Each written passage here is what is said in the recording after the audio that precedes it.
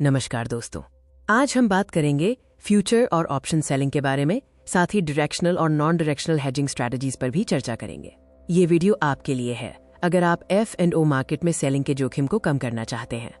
Futures और options की दुनिया में सेलिंग एक शक्तिशाली तरीका हो सकता है, लेकिन इसमें रिस्क भी ज्यादा होता है, इसलिए हेजिंग सबसे जरूरी है।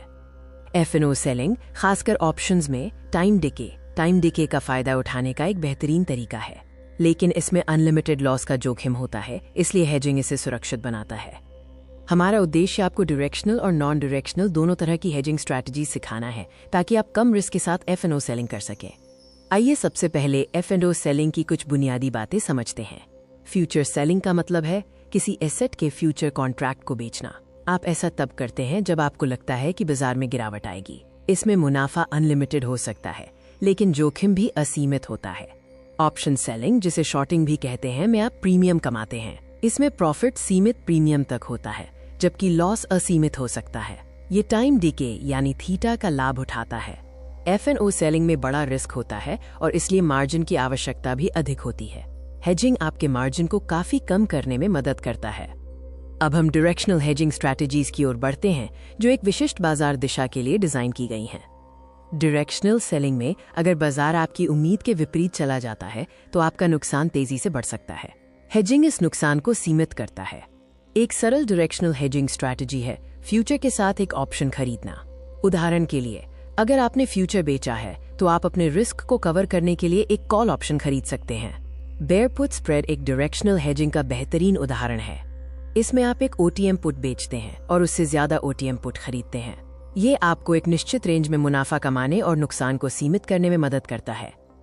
अब हम बात करते हैं नॉन डायरेक्शनल हेजिंग स्ट्रैटेजीज की। ये रणनीतियां तब काम आती हैं जब आपको लगता है कि बाजार एक रेंज में रहेगा या आप बाजार की दिशा को लेकर निश्चित नहीं है। नॉन डायरेक्शनल सेलिंग में सबसे बड़ा रिस्क तब होता है जब बाजार किसी भी दिशा में तेजी से मूवमेंट करता है। ये आपकी सेलिंग रेंज को तोड़ सकता है और बड़ा नुकसान पहुंचा सकता है। आयरन कॉन्डोर या बटरफ्लाई स्प्रेड जैसी advance strategies non directional hedging के लिए उपयोग की जाती हैं। इनमें अधिकतम लाभ और हानि दोनों सीमित होते हैं। स्ट्रैडल और स्ट्रैंगल जैसी रणनीतियों का इस्तेमाल नॉन डायरेक्शनल ट्रेड बनाने के लिए किया जाता है जब आपको लगता है कि बाजार स्थिर रहेगा। हेजिंग के लिए आप इन पोजीशंस को OTM ऑप्शंस खरीदकर सीमित कर सकते हैं। कोई भी रणनीति रिस्क मैनेजमेंट के बिना अधूरी है। F&O सेलिंग में सफलता के लिए ये सबसे महत्वपूर्ण है।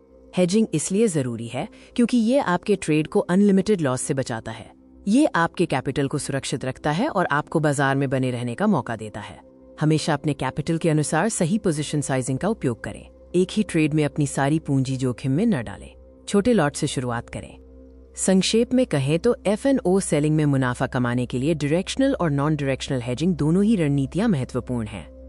डायरेक्शनल हेजिंग एक विशिष्ट दिशा पर केंद्रित है, जबकि non directional hedging range bound बाजार में प्रभावी है। दोनों में हेजिंग जरूरी है ताकि आप अपने जोखिम को नियंत्रित कर सकें। कृपया ध्यान दें कि F&O ट्रेडिंग में जोखिम शामिल है। अपनी रिसर्च खुद करें और हमेशा सुरक्षित तरीके से ट्रेडिंग करें। किसी भी निवेश से पहले एक वित्तीय सलाहकार से सलाह लें। धन्यवाद और हैप्पी ट्रेडिंग।